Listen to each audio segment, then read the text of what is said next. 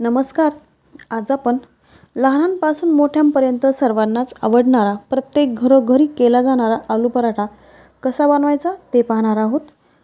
तेही भरपूर सारण भरलेला, टम्म फुगलेला, अगदी गुबगुबीत आलू पराठा आणि थोड्याशा वेगळ्या चवीचा. यामध्ये मी एक सिक्रेट मसाला वापरणार आहे, ते तर मी पुढे तुम्हाला सांगणारच आहे. त्यामुळे व्हिडिओ शेवटपर्यंत नक्की बघा. चला तर मग वेळ न घालवता लगेचच रेसिपीला सुरुवात करूया. सर्वात अगोदर आपल्याला बटाटे उकडून घ्यायचे आहेत. तर मी इथे कुकरमध्येच बटाटे शिजवून घेणार आहे आणि मी इथे अर्धा किलो बटाटे घेतलेले आहेत. स्वच्छ धुवून घ्यायचे. आणि हे जे बटाटे आपण उकडून घेणार आहेत ना, ते आपल्याला जास्त ओलसर नको आहेत. म्हणजे बघा कधी कधी बटाटा उकडल्यानंतर थोडासा चिकट होतो, जास्त ओलसर होतो. तसं अजिबात झाला नाही पाहिजे. त्यामुळे काय करायचं, कुकरमध्ये खूप जास्त पाणी टाकायचं नाही बटाटे उकडत असताना. अगदी मी इथे 1 ग्लास पाणी टाकले आणि तेवढ्यामध्येच आपल्याला कुकरच्या 3 शिट्ट्या करून घ्यायच्या आहेत. आणि कुकर पूर्ण थंड झाल्यानंतर कुकर खोलायचा आहे. तोपर्यंत आपण इथे लगेचच एक सारण करून घेऊया. मी इथे भरपूर अशा हिरव्या मिरच्या घेतलेल्या आहेत. 10-12 कढीपत्त्याचे पानं घेतलीत. तुम्ही तुमच्या आवडीनुसार हिरवी मिरची कमी जास्त करू शकता. आणि सिक्रेट मसाला म्हणजे आपण यामध्ये बडीशेप टाकलेली आहे, त्यामुळे जी पराठ्यांची चव आहे ती खूप छान लागते. त्यानंतर 1 चमचा जिरं इथे मी टाकलेला आहे. या सर्व ज्या गोष्टी आहेत ना, त्या बारीक फिरवून घ्यायच्यात. यामध्ये जर तुमच्याकडे आलं लसूण असेल तर तुम्ही यामध्ये ते टाकू शकता, पण माझ्याकडे पेस्ट आहे, ती पेस्ट यामध्ये मी टाकणार आहे. आलं लसूणची पेस्ट टाकल्यानंतर पुन्हा एकदा थोडंसं फिरवून घ्यायचं आहे. आणि बटाटे बघा शिजलेले आहेत. खूप जास्त देखील आपल्याला बटाटे शिजवून घ्यायचे नाहीत. एकदम गजगज असे शिजलेले बटाटे इथे अजिबात वापरायचे नाहीत, त्याने पराठा व्यवस्थित होणार नाही आहे. आणि हे जे बटाटे आहेत ना, ते अशा पद्धतीने कट करून पूर्णपणे गार होऊ द्यायचे. ज्यावेळेस आपण आलू पराठ्याचं सारण बनवतो त्यावेळेस आपल्याला एकदम थंड झालेले बटाटे इथे घ्यायचे आहेत. गरम बटाटा घ्यायचा नाही आहे, तो थंड होऊ द्यायचा आणि मगच आपण तो वापरणार आहोत. बटाटे थंड झाल्यानंतर मी व्यवस्थित सोलून घेतलेत. आणि तुमच्याकडे जर स्मॅशर असेल तुम्ही एकदम बारीक असं स्मॅश करू शकता, तर तुम्ही त्याने करा. मी इथे बटाटे किसून घेणार आहे, जेणेकरून सर्व बटाटा जो आहे तो एकसारखा बारीक होईल. तर मी इथे बारीकच किसणी घेतलेली आहे, खूप जास्त मोठी किसणी इथे घेतलेली नाही आहे. सर्व बटाटा किसून झाल्यानंतर जे आपण सारण करून घेतलं होतं ते मी यामध्ये टाकलेलं आहे. त्यानंतर यामध्ये मी 1 चमचा धना पावडर, अर्धा चमचा हळद आणि 1 चमचा आमचूर पावडर घेतलेली आहे.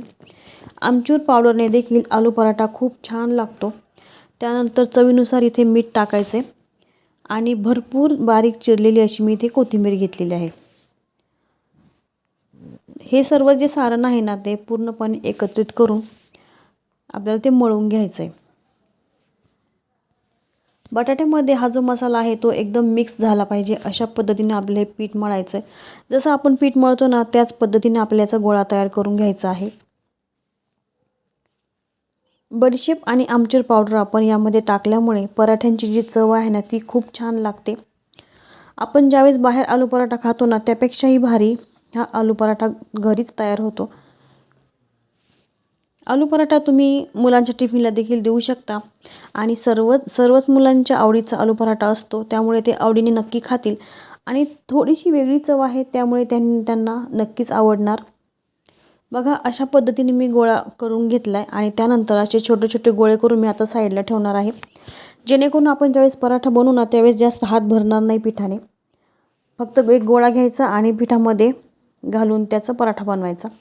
एवढंच एक काम बाकी राहणार आहे. त्यामुळे मी सर्वच मळलेल्या पिठाचे उंडे करून घेतलेत. त्यानंतर हे गव्हाचं पीठ जे आहे ना, जे आपण चपातीसाठी पीठ मळतो तेच हे गव्हाचं पीठ कणिक मी इथे भिजवून घेतलेले आहे. व्यवस्थित मळून घ्यायचं हे पीठ. थोडंसं तेल टाकून मी पुन्हा एकदा मऊ करून घेतलं. मळल्यानंतर मी अर्धा तास भिजवत ठेवलं होतं. आणि बघा अशा पद्धतीने त्याचा एक उंडा घेतला आहे, तो व्यवस्थित मऊ करून घेतला हातावर. आणि त्याची एक छोटीशी वाटी तयार करून घ्यायची. बघा अशा पद्धतीने मी वाटी तयार करून घेते. जर तुम्हाला अशी हातावर वाटी बनवता येत नसेल, तुम्ही लाटून देखील करू शकता. मी हातानेच बनवली. त्यामध्ये आपण जे बटाट्याचं सारण होतं त्याचा गोळा केलताना तो अशा पद्धतीने ठेवायचा आहे. व्यवस्थित आतमध्ये दाबून थोडासा प्रेस करून गव्हाचं जे कणिक आहे त्यामध्ये तो पॅक करून घ्यायचा आहे. जसं आपण मोदक भरतो ना, तसंच आपण हे यामध्ये भरायचे, पॅक करून घ्यायचं. आणि हाताने थोडंसं प्रेस करून घ्यायचं आहे. हाताला चिटकू नये यासाठी थोडंसं हाताला कोरडं पीठ जे आहे सुकलेलं ते लावलेलं आहे. आणि असं जर थोडंसं तुम्हाला चिर दिसली किंवा थोडंसं असं वाटलं की इथे आलू पराठा थोडा फाटलेला आहे, क्रॅक आहे तिथे, तर अशा पद्धतीने ते पॅक करून घ्यायचं. आणि असं केल्यानंतर बघा हे जे सारण आहे ना ते सगळीकडेच पराठ्यामध्ये पसरलं जातं. हाताने थोडंसं प्रेस करून घ्यायचं. आणि आलू पराठा लाटत असताना जास्त प्रेस करायचं नाही आहे, एकदम सावकाश हळूवार असा आपल्याला आलू पराठा लाटून घ्यायचा आहे.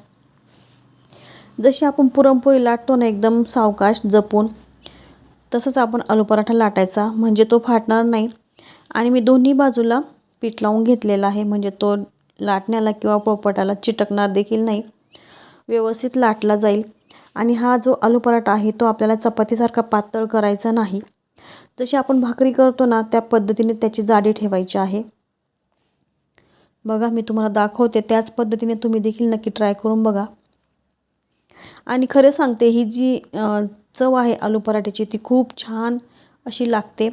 यामध्ये आपण बडीशेप आणि आमचूर पावडर टाकलेली आहे. तुमच्याकडे जर आमचूर पावडर नसेल तर तुम्ही या ठिकाणी चाट मसाला देखील वापरू शकता.